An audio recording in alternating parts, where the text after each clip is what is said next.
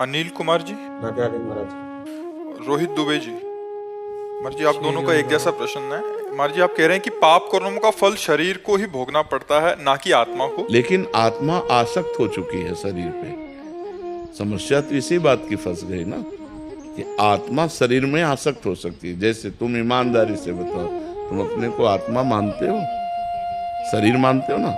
इसीलिए उसको बार बार दुख भोगना पड़ रहा है, जन्म मरण भोगना पड़ रहा है। यही बात हो। इसी को जब हम साधना के द्वारा अपने को अलग देख लेते हैं तो जीवन मुक्त हो जाता है, वो विदेह मुक्त हो जाता है, वो मोक्ष को प्राप्त हो जाता है। समस्या तो यही है कि निर्विकार आत्मा विकारी शरीर में फंस गई। शरीर ने नहीं फंसा, आत्मा ने स्वयं इसको स्वीकार कर लिया। जैसे मैं पुरुष हूं, अब वो मैं है आत्मा और पुरुष है माया। अब आत्मा ने माया को पकड़ लिया और कह रहा है माया ने मुझे पकड़ लिया। उल्टा बोलेंगे ना आप बोलेंगे उल्टा कि मैं तो छूटना चाहता हूं पर माया ने मुझे पकड़ लिया। ऐसे हम पकड़े हैं, हम कहते हैं माइक ने मुझे पकड़ लिया, मैं तो छोड़ना चाहता हूं। तो छोड़ दो। तुम्हें किसने पकड़ रखा है? तुम ही काम को भोगते हो, तुम ही क्रोध करते हो, तुम ही लोभ करते हो, तुम ही मोह करते हो। तुम्हें किसने पीड़ा दी? तुम जब इच्छा करोगे तब आएगा, ऐसे थोड़ी काम आ जाएगा। आप विषयों का ध्यान करोगे, विषयों का चिंतन करोगे तो काम आ जाएगा। अगर भगवान का चिंतन करोगे, भगवान का ध्यान करोगे तो भगवान आ जाएंगे। तो हमारी गलती हो गई है। इसी गलती को मिटाने के लिए हमें मानव देह मिला है। हम खूब नाम जप करें, शास्त्र स्वाध्याय करें, गंदे आचरणों का त्याग करें, पवित्र भोजन करें, समाज को सुख देने वाले कार्य करें, किसी को दुख न दें। अभी ज्ञान प्रकट होना शुरू हो जाएगा। और जैसे जैसे ज्ञान प्रकट होगा तो जैसे हम आपको अलग देखते हैं ना, ऐसे हम अपने शरीर को अलग देखते हैं। जितना दूर आप हैं उतने दूर शरीर है, हम शरीर नहीं है। ये अनुभव होता है शुद्ध ज्ञान से। वो अंदर का होगा, वो बातचीत की बात नहीं है। बातचीत के कहोगे तो उससे काम नहीं चलेगा। वो अंदर की आपकी अनुभूति होनी चाहिए। सुख दुख, लाभ हानि, जय पराजय, गर्मी सर्दी, मान अपमान सब सह गए, क्योंकि वो शरीर में हो रहे हैं, अपने में नहीं। पाप और पुण्य, कर्ता और भोक्ता, ये सब हमारी गलती से हो गया। हमने गलती से अपने को स्वीकार कर लिया शरीर। अब ये गलती ऐसे मिटने वाली नहीं कि मैं शरीर नहीं हूँ, इतने से थोड़ी निपट जाएगा। अब इसके लिए तपस्या करनी पड़ेगी, साधना करनी पड़ेगी। तो तपस्या क्या है? आए हुए काम के ताप को सह जाना, क्रोध को सह जाना, समाज के द्वारा दी हुई प्रतिकूलता को सह जाना, खूब नाम जप करना, भगवान से प्रार्थना करना कि हमें शुद्ध ज्ञान दो। भगवान ज्ञान दें। सोई जाने जे देह जनाई, और जानत तुम्हें तुम्हें हो जाए। जिसे भगवान अनुभव करा देते हैं वो भगवत स्वरूप हो जाता है, वो साक्षात भगवान का स्वरूप हो जाता है। महाराज जी, पूर्व में पाप किए हैं, आपने लिखा है कि अभी नवीन शरीर में इसका भोग क्यों करना पड़ रहा है? क्योंकि आप ही हो ना। आत्मा तो पूर्व में भी वही थी। मान लो जैसे आप पैजामा कुर्ता पहन के हमें पीड़ा दें और पैंट शर्ट पहन के घूमें, जब हम रिपोर्ट करेंगे तो पिटोगे तो तुम ही ना। तुम्हारा पैंट शर्ट थोड़ी बचा लेगा। नहीं कि आप कह दो पैजामा कुर्ता वाला तो और था। नहीं नहीं, तू ही पैजामा कुर्ता पहने था। तो तू ही पूर्व जन्म में शरीर धारण करके पाप करके आया है। अब वो शरीर छूट गया, अब ये शरीर मिला, तो है तो तू ही ना, तो तुम्हें ही तो भोगना पड़ेगा। समझ पा रहे? महाराज, जैसे आपने इस शरीर से तो कोई पाप बना ही नहीं आपसे। ये शरीर क्या है? कपड़ा। वसान से जीर्णान यथा विहाय। शास्त्र का ज्ञान होना चाहिए। ये आत्मा का कपड़ा है। आत्मा ने वो कपड़ा पहनकर पाप किया, लेकिन कपड़ा उतार कर आ गया तो भोक्ता कौन बनेगा? वही आत्मा। शरीर बदलने से तू नहीं बदल जाएगा। घाघरा चुनरी पहनकर ओढ़ करके गलत काम करो और फिर इसके बाद पैंट शर्ट पहन लो, तो जब पकड़े जाओगे तो थोड़ी गा कि हम तो घाघरा चुनरी में किया था। नहीं, डंडा चलेगा। डंडा चलेगा कि नहीं चलेगा? तो उसी शरीर को सजा क्यों नहीं मिली? इसलिए कि बहुत बड़ा हिसाब है। जैसे आप थोड़ा 5 मिनट पाप करो, इसके बाद पूरे जीवन भर सजा भोगनी पड़ेगी। तो अगर हम प्रश्न करें कि 5 मिनट पाप किया तो 5 मिनट सजा दे दो, पूरे जीवन क्यों सजा भोगनी पड़ेगी? यही इसीलिए कि पाप कर्म का फल बहुत लंबा होता है। तो अनेक जन्मों से हम पाप करते चले आ रहे हैं। तो मनुष्य जैसे ये जन्म है, अब तुम्हें छूट है। अब आज तुम कोई पाप कर डालो, तुम्हें अभी दंड नहीं मिलेगा। तुम्हें पीछे का भी दंड भोगना पड़ेगा। जो पीछे करके आए पाप पुण्य, उसको भोगना पड़ेगा। अभी पाप कर रहे हो, आपका पुण्य का नंबर लगा हो तो आप बहुत सफल होते चले जाओगे। तो आपको लगेगा कि पाप कर्म कर रहा हूँ, बड़े मौज से रह रहा हूँ। मौज से नहीं रहे, तुम्हारे पुण्य कर्म इस समय लागू हो गए, इसलिए मौज है। और जिस समय पुण्य कर्म खत्म हुए और ये वर्तमान का पाप और पूर्व का पाप कनेक्शन, तो ब्लास्ट हो जाएगा। फिर रहा न को कुल रोवन हारा, मिट्टी में मिल जाओगे। कर्म अवश्य में भोक्तव्यम। अच्छा, आत्मा वही होती है, जीव शरीर बदलता रहता है, इसलिए उसको भोगना पड़ता है। महाराज दुर्घटना में सभी एक साथ क्यों मरते हैं, जैसे विमान क्रैश? कर्म का संयोग मिल जाता है, कर्म का संयोग मिल जाता है। जैसे हमने पूर्व जन्म में 50 लोग मिल करके एक ही पाप कर्म किए। जैसे तुम दोनों का प्रश्न एक साथ हुआ ना, क्यों हुआ? क्योंकि प्रश्न मिल गया। तुम दोनों का प्रश्न एक हुआ तो तुम दोनों के नाम एक साथ लिए गए ना। तुम दोनों अलग अलग हो ना, तो तुम दोनों का जैसे प्रश्न मिल गया, ऐसे पूरी सृष्टि में बोले 240 लोगों का कर्म मिल गया। अब वही 240 उसमें बैठा ले जाएंगे जो एक साथ भस्म होंगे, उनका कर्म मिल गया। और तो पूरी सृष्टि के कर्म संयोग जब मिलते हैं तो जो जहां का होता है वो आकर के वहीं में आकर के संपन्न हो जाता है। बड़ा सिस्टम विचित्र है, सरकारी सिस्टम है, क्योंकि भगवान त्रिकालज्ञ है ना, वो सब देख रहे हैं। इसलिए बहुत होश से कर्म करो, बहुत संभल कर कर्म करो, पाप कर्म ना बनने पावे। मान लो 50 आदमी को एक ही जगह मरना है, अब कोई दिल्ली से आ रहा है, कोई बंबई से आ रहा है, कोई, अब वहीं 50 आके मिलेंगे, वहीं मरेंगे। ये है कर्मों का बड़ा जाल बिछा हुआ है। तो इसलिए नाम जप करो तो बढ़िया कर्म संस्कार से पवित्र होकर आनंद को प्राप्त हो। कृष्णा अजय पांडे जी, श्री हरिवंश महाराज जी। महाराज जी प्रणाम। महाराज जी, यदि कोई जीवन भर पाप करके अंत समय में हरि नाम जपे तो क्या उसे... ऐसा कैसे हो सकता है? ऐसा कैसे हो सकता है? अजामिल को संतों ने कृपा करके बेटे का नाम रखवाया था। संतों ने कृपा की थी, तो संत कृपा कर दे तो कुछ भी दुर्लभ नहीं है। लेकिन ऐसा कैसे हो सकता है कि जीवन भर पाप करे और अंत में भगवान का नाम ले ले? ऐसा हो ही नहीं सकता, क्योंकि जीवन भर पाप किया है तो अंत में भोगने के लिए भगवान का नाम कैसे आ जाएगा? उसको भोगने के लिए वही पाप कर्म उसके सामने आ जाएंगे। हाँ, किसी महापुरुष की कृपा हो गई तो बात अलग है। जीवन में कभी पिस्तौल नहीं चलाई, बुढ़ापे में पिस्तौल चला लोगे? विचार करो, एक प्राकृतिक यंत्र है, तुम जीवन में उसके चलाने का अभ्यास नहीं किया तो उसको आप नहीं चला सकते।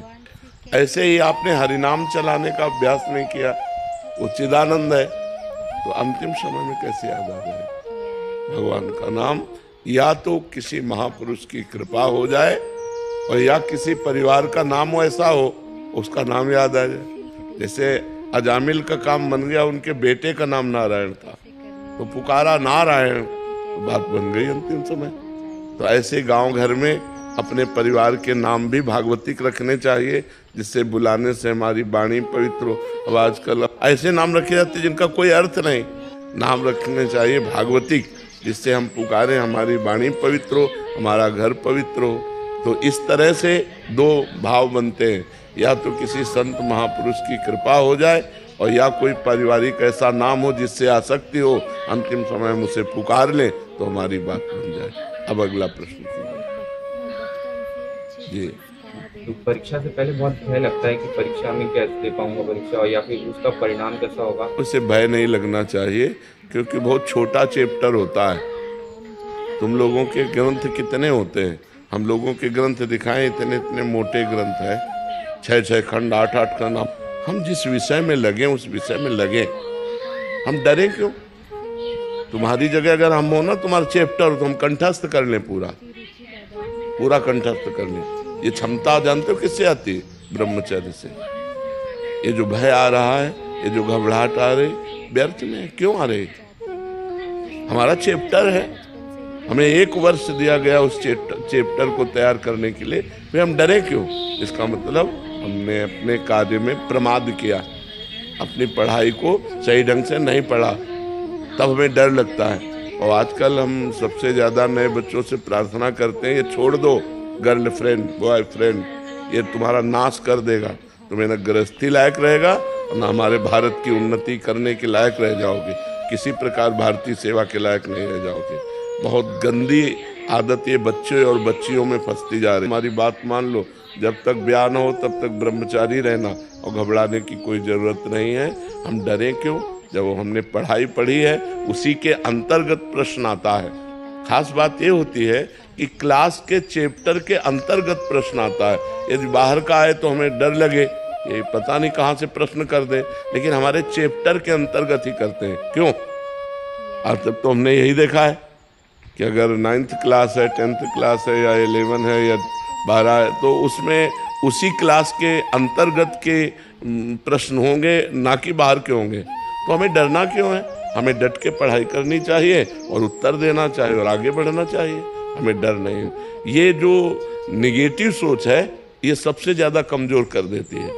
परीक्षा आई नहीं है, हम पहले से, और कहीं अगर हम मान लो दुर्भाग्यवश हम फेल हो गए, तो फिर बच्चे, ऐसे बच्चे जो निगेटिव सोच ज़्यादा रखते हैं, वो इतना घबरा जाते हैं कि सोचने लगते हैं कि उनके मित्र पास हो गए, माता पिता टॉर्चर कर रहे हैं कि यार हमने इतना रुपया लगाया, तुम फेल कैसे हो गए, और मित्र लोग उपहास कर रहे हैं, अब क्या करें। तो वो निगेटिव सोच उनको फिर सुसाइड की तरफ ले जाती है। इसलिए बिल्कुल नहीं, नकारात्मक सोच। अगर मैं फेल भी हो गया तो अगले वर्ष तैयारी करूँगा और अच्छे से तैयारी करके पास हो जाऊँगा, ऐसा भाव रखना चाहिए। ठीक है महाराज जी, इसमें एक संशय था महाराज जी।